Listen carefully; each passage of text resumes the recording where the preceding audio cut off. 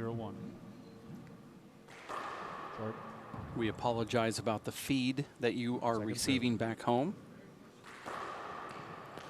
The facility that we're webcasting from put in an order for an upgraded internet service, and that service was not filled by the provider correctly, and therefore we are streaming at a lower speed. 1-1.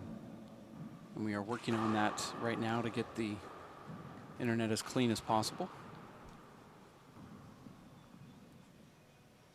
Beautiful right corner kill 2-1. there from Sean Lenning.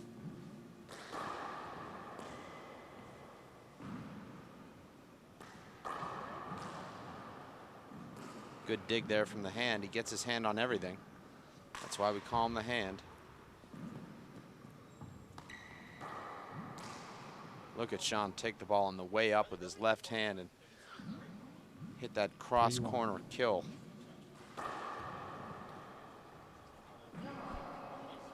The ball's moving at a completely different speed right now for Dan Armijo than he saw last night. Last night, 4-1.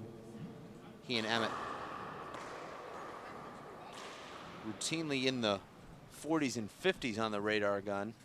Right now it's Sean in the 70s. 5-1. Actually cranked up the one back wall shot at 83.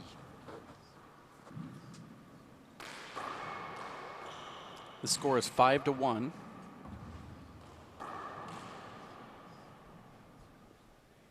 Dan forces the air there. 1-5.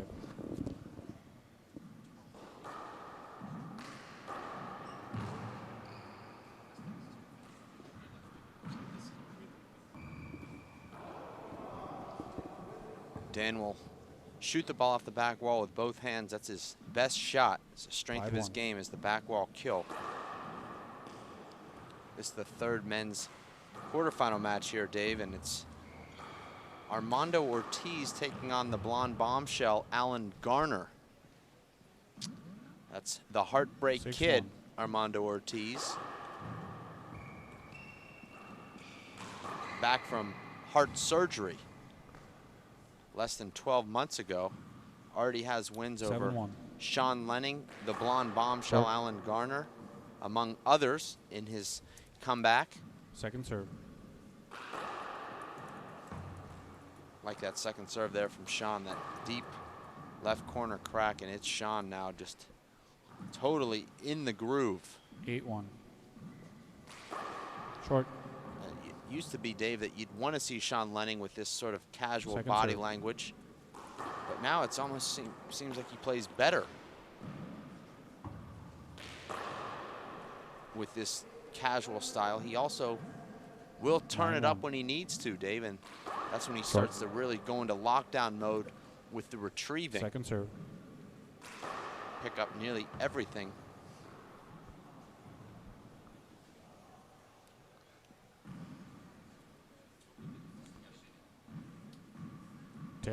As you know, Dave, you chase the ball around for Sean in Tucson.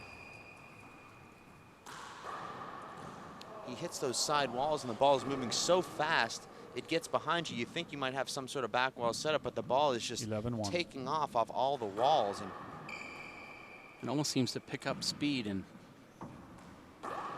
very difficult to play him because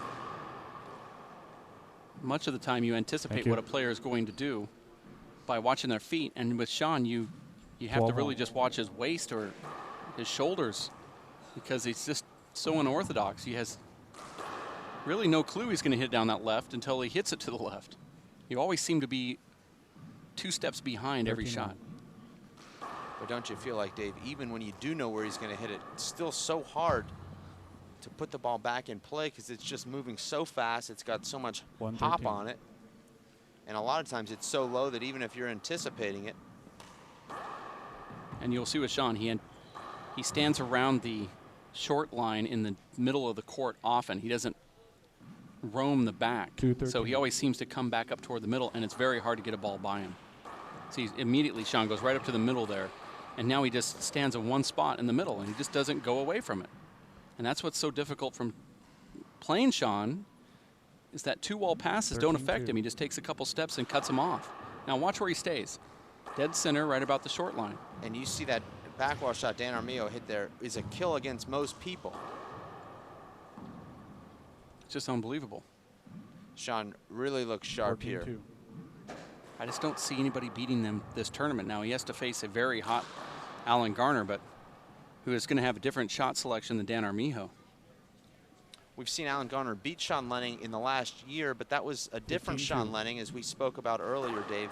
Short. Sean is a different player, but he did suffer a shoulder injury in March of 2010.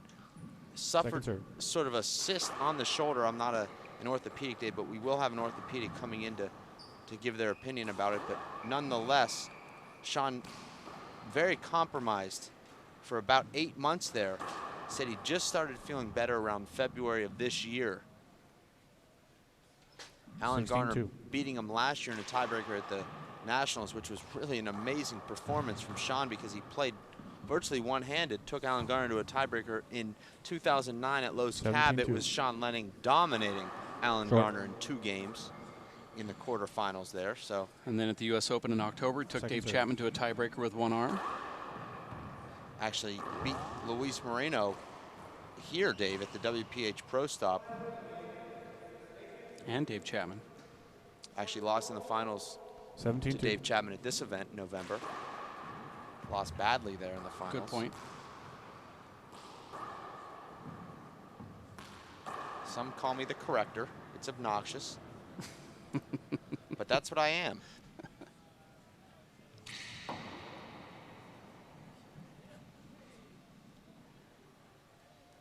See a lot of the junior players, Dave, mulling around the grounds here, trying to catch a glimpse of their heroes. Sean Lenning certainly one of them. Smart move right there from Dan Armijo, serving left-handed. Sean hits it to his strong arm, to his right, and he puts it away. Almost like Dan Armijo's caught in a tidal wave here. It's just, you blink and he's down 17-2. He's now scored 2 straight points, but 4-17 really actually. Hasn't been able to do anything here. Well, that's what I meant. He was down 17-2, scored 2 consecutive points, and now that would bring him to 4.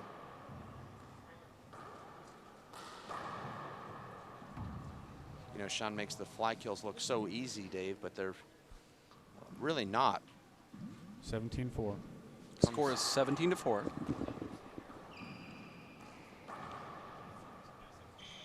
And you see Dan Armijo there hanging way too far back. 18-4.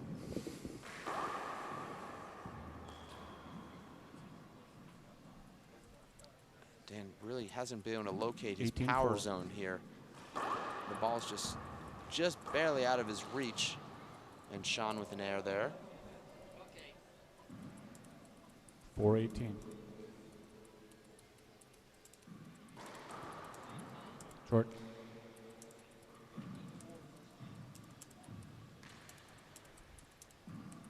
Second serve.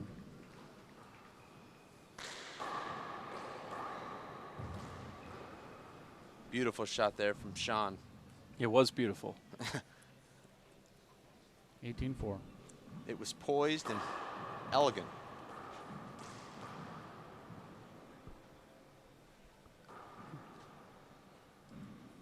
$19-4. 19 serves 4. That shot had legs on it.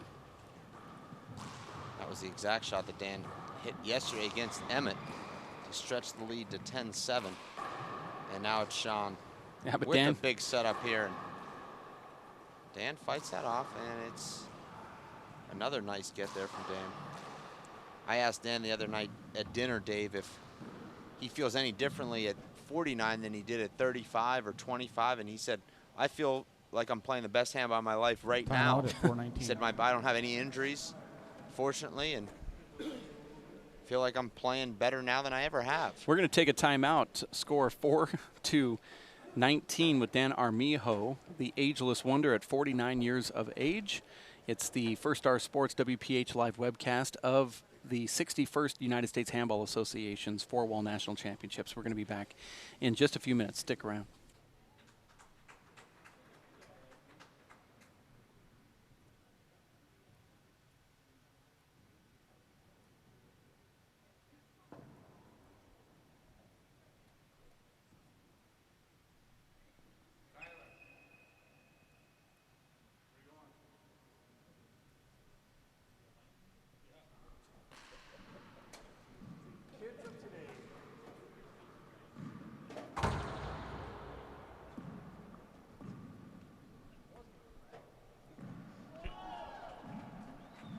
right, resume play. 4, serving 19. We are back live from Fridley, Minnesota. 4-19 first game. Dan Armijo versus Sean Lenning. And a quick side out. 19-4.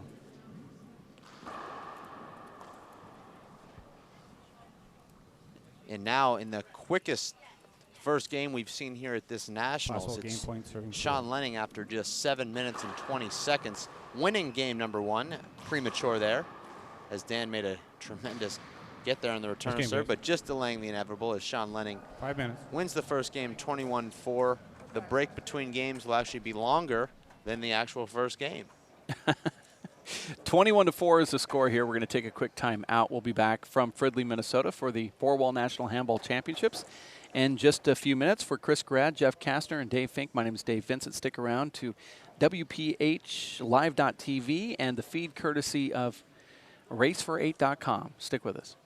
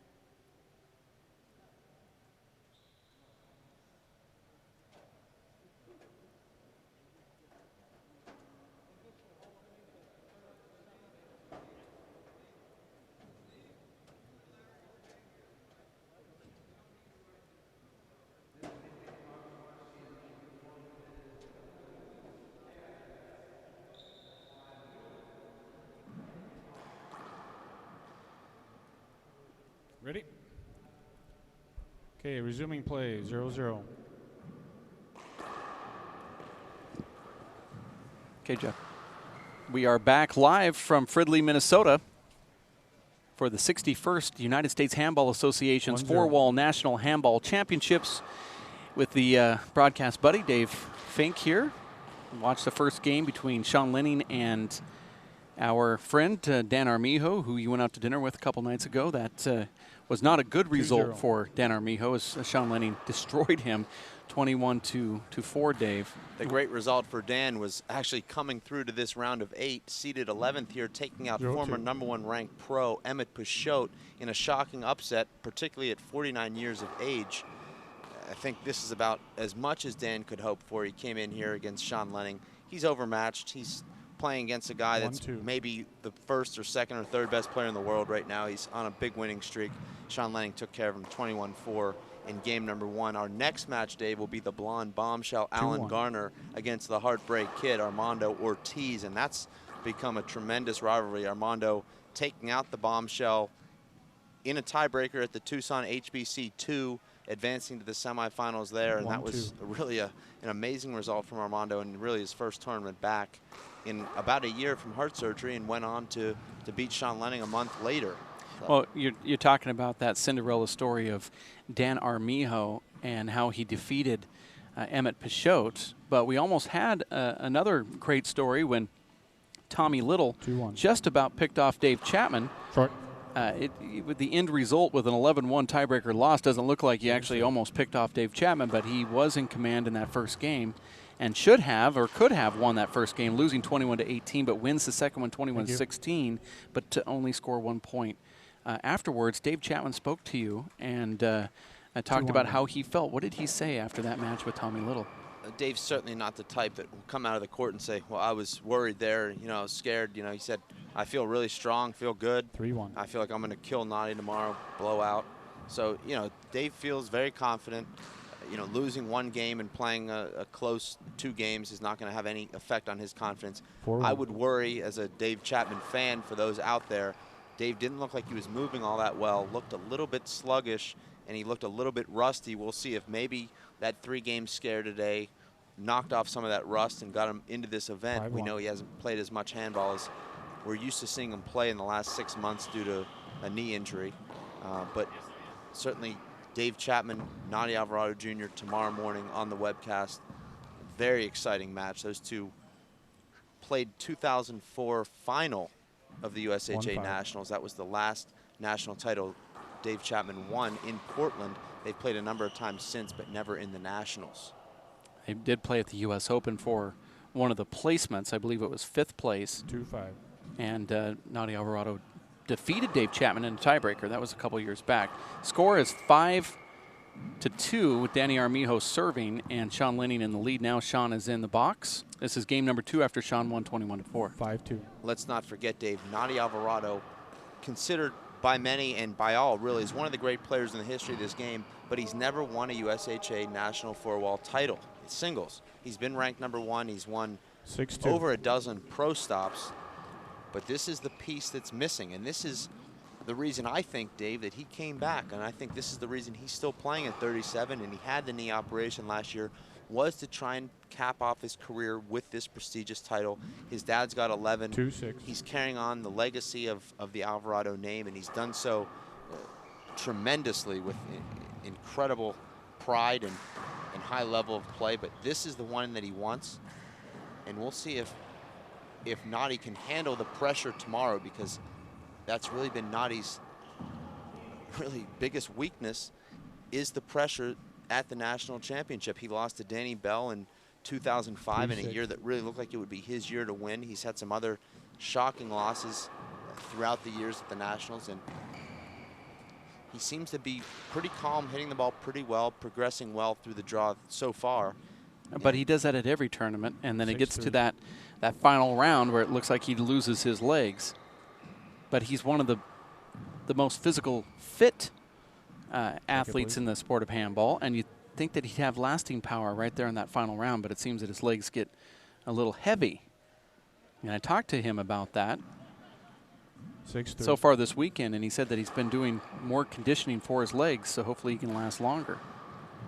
It's mostly his serve and snap on the ball that goes away. I don't think he's necessarily gasping for air, but he loses just about 10% of that snap on the ball, and his serve loses its effectiveness, starts to come off the back wall.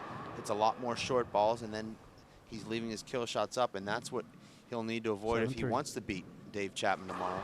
I think tomorrow will be his best chance to beat Dave that he might ever have. Dave not as sharp as we're used to seeing him, a little bit heavier, and Nadi coming in here looking as good as he's ever looked, and it'll be interesting to see tomorrow how that match plays out. 9-3. Score is 9-3 here. Second game, Sean Lenning serving to the ageless wonder, Dan Armijo.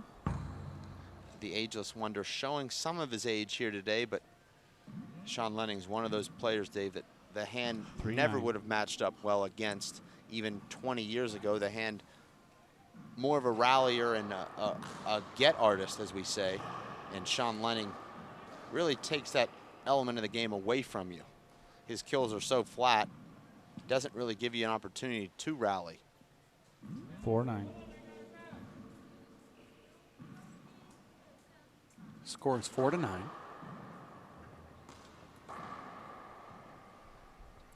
Dan had to look back and see what just took place there. That's where Sean is just unbelievably talented. Dan telling me that he'll serve that Z serve into the left corner against anybody because no one can do anything against it other than just play defense. And he saw Sean Lenning just 10-4. flat kill that ball with his left hand from 40 feet off the Z serve.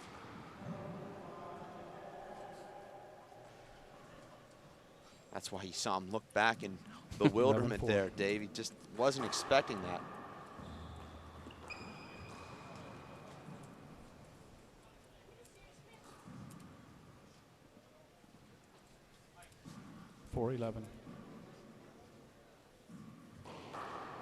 Dan goes back to the Z serve. He says, you know, prove to me that that's a shot you can make, and he ends the rally with another Z serve return. 11-4. That time right at Dan's feet. Screen serve. Referee called a screen serve here. 11-4. 11 serves 4. Love our referees here thus far, Dave. Referees are very calm. We've seen referees in the past, Dave, and I know you and I have discussed this. Just an amazing shot there from Sean Lenning. We'll get an instant replay of that. Unbelievable. Sean Lenning hitting the ball behind his back. That's certainly one for the highlight reel. But we've seen so often, Dave, referees thinking that the fans and the match is all about them. 11-4. And here it's been the referees much more subdued, letting the players play. I'm seeing a 12-4. A slight change in the refereeing, and there's Sean Lenning hitting a serve into the ground. Inexplicable there, but referees letting players play through a little bit of contact. 4-12. And I think that's the new style of handball, letting the offensive player have the shot as opposed to calling the quick hinder, and I think the players appreciate that.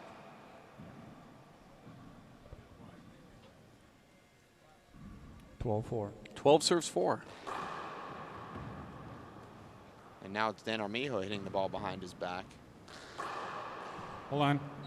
I don't like that call. Just as I check the ball, please. Just as I said there, Dave, it's a 12-4. A poor call there. Good serve. You know, the ball just seems to compress off the front wall and off of Sean Lenning's hand when he hits the ball. Much like a golfer, Dave, that swings the club at 120 or 130 miles per hour. When you watch that in super slow motion, you see that ball actually compress as though it's rubbery. And obviously the handball is rubbery, but to make the handball compress, Dave, you have to hit the ball so pure and so hard.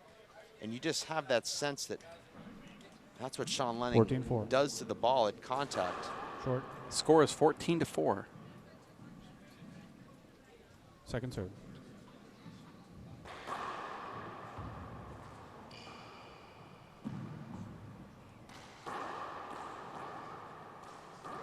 I believe, Dave, that we're going to put a quick poll up online before this match between the Bombshell and the Heartbreak Kid. 15-4. Like to get those instant results. I know you can text them to your phone, Dave. You can also log in on the message board and vote on who you think will be facing Sean Lenning in tomorrow's bottom bracket semifinal. 16-4. We'll certainly tally those votes. Well, Gene Casimoto will. When I say we, I mean the production staff. And we look forward to having you involved. You, the viewer. Look at that shot from Sean. Left-handed punch fist to the corner, right in the crotch. Dan wants to run around and get Sean involved, and Sean just seems to glide and then make these amazing rally enders. That's what he wanted to do right there, step in and really hit it. It was a tough ball to really take a 417. big swing at, though, because it was coming off the side wall at that sharp angle down. Like that serve from the hand, and Sean defends it so well. And Sean with the same error he's made in the last rally. That's the shot. Sorry, that's a shot that he took right there with his left that injured his left shoulder. That sort of mid-stroke swing.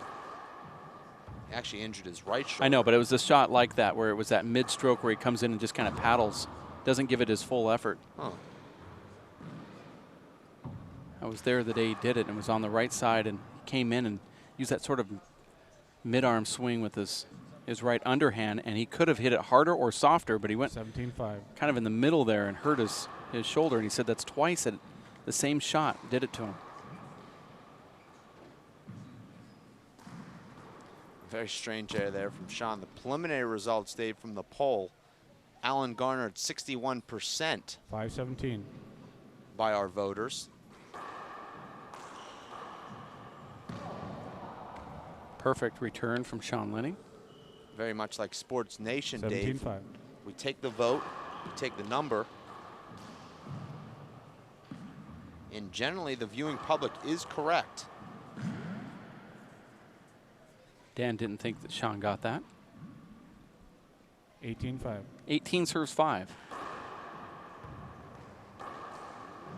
Huh. Sean just puts himself in the perfect spot. Knows with Danny on the right side wall, he can't take the ball back down the right, so he positions himself 19-5. just towards the middle of the court, closer to the left side wall, and the ball just finds his hand without even having to move.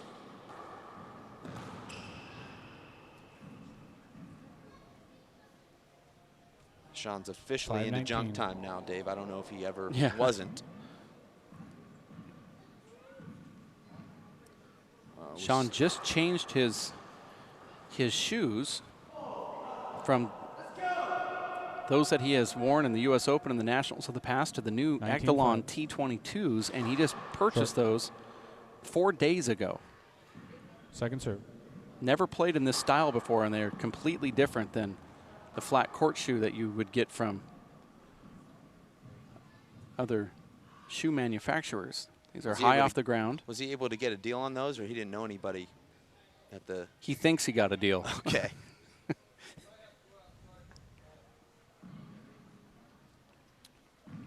5-19. 5 serves 19. These players don't normally change towel, please. shoes, and I don't think you would go to a brand new shoe you've never even test drove before into Actually, a I'm tournament. thinking about doing everything different. Well, I'm gonna start wearing garden gloves and dress shoes, and maybe even khakis on the court. It couldn't hurt. I mean, you can develop your own style.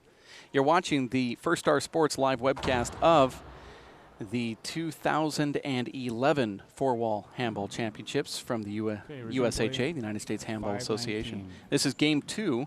Armijo scored 4 the first game. Scores 5-19. Hold it. Hold it.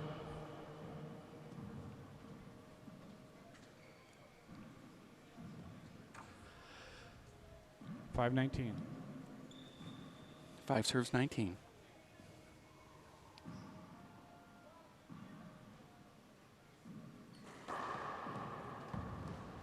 Sean misreading that hop from Danny.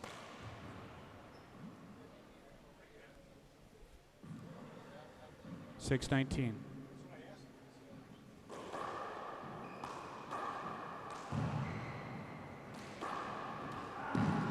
that's the shot that Sean improved so drastically when he suffered that right shoulder injury for about 8 months, Dave, is that 19-6. powerful left drive.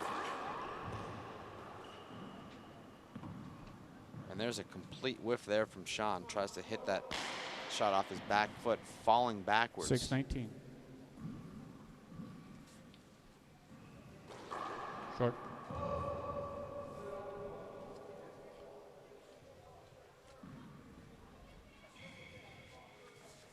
Second serve.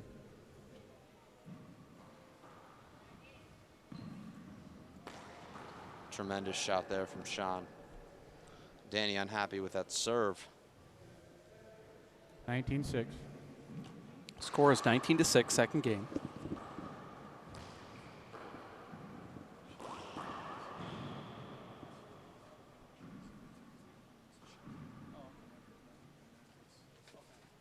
Six 19.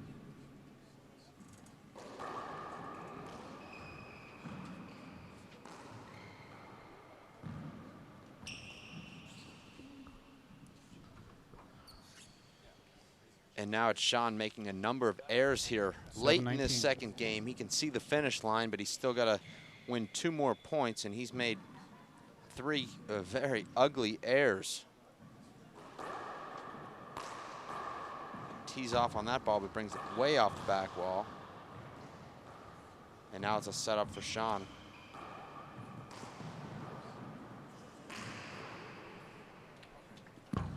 And Sean just rolls the ball in the left corner, pinches it perfectly, just about 4 inches from the front wall, and that ball's a mouse.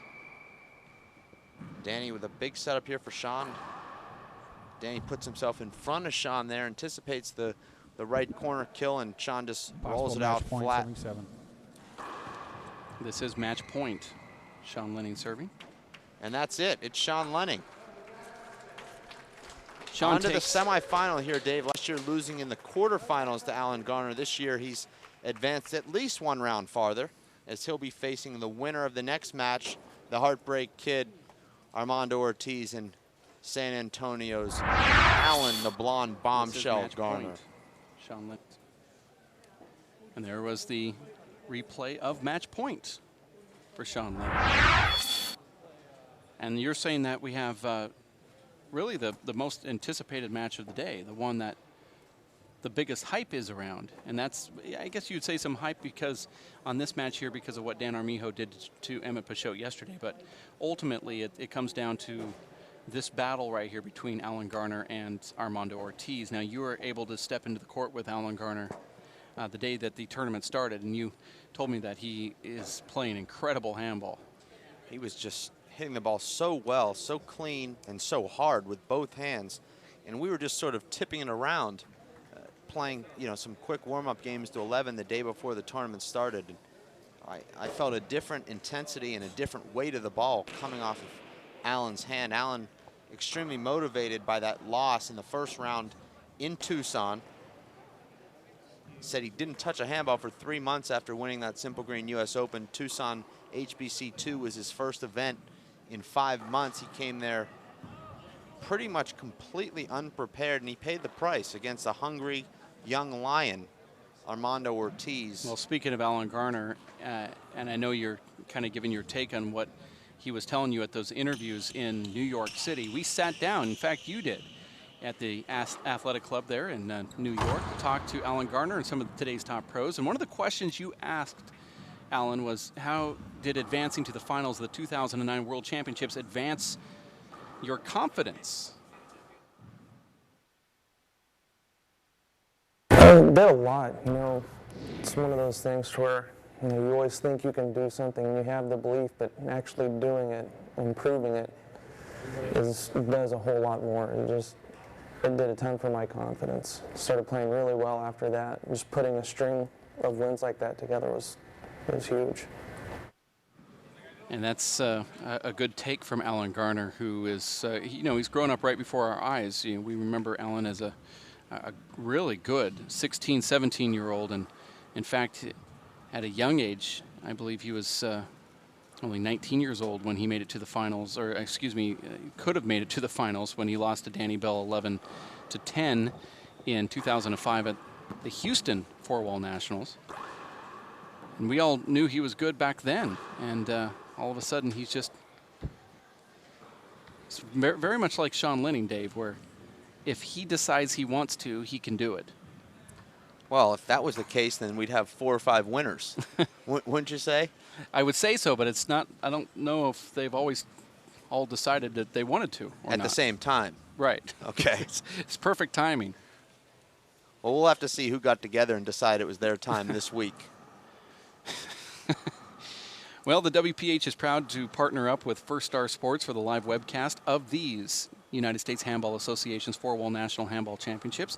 Visit firststarsports.com/WPH and up your game, firststarsports.com.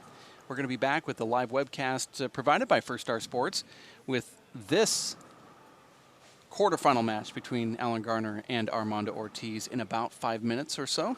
So we'll take a quick timeout from Fridley, Minnesota, and at Lifetime Fitness. For Dave Fink, Chris Grad, Jeff Castor, my name is Dave Vincent.